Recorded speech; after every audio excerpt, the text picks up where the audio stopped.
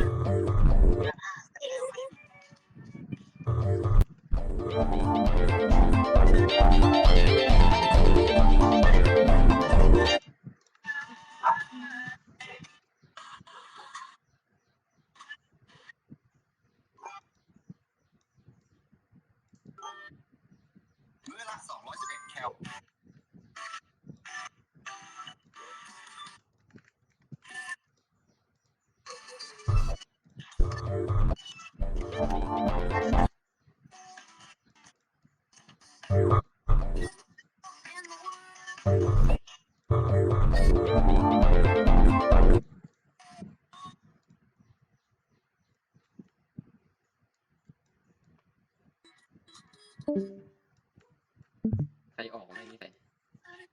เพื่อนมึงไง จินโด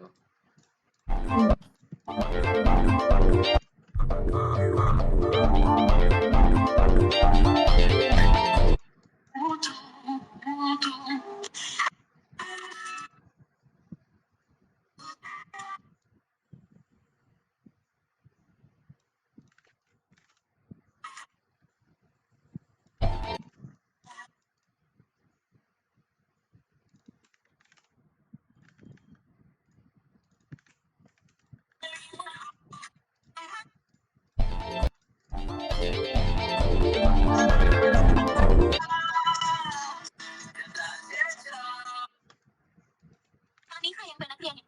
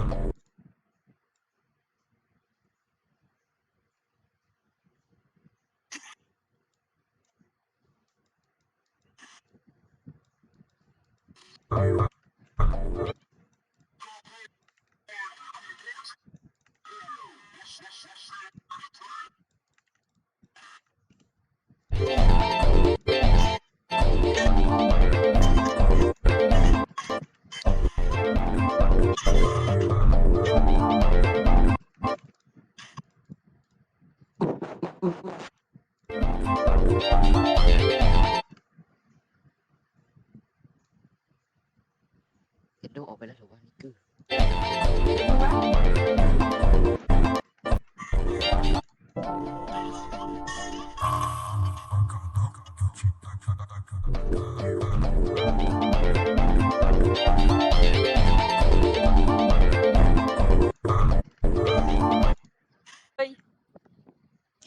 อีนิก นิกแม่ง เอา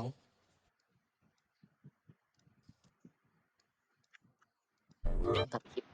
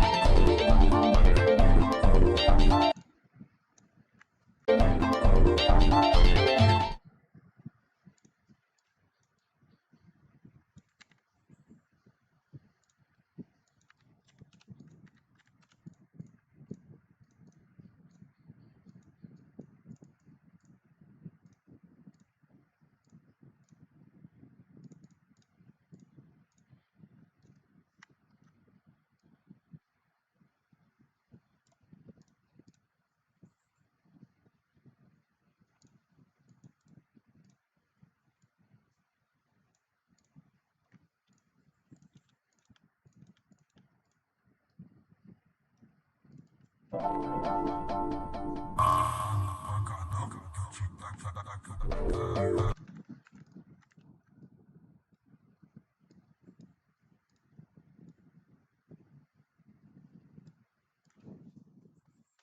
ครปะ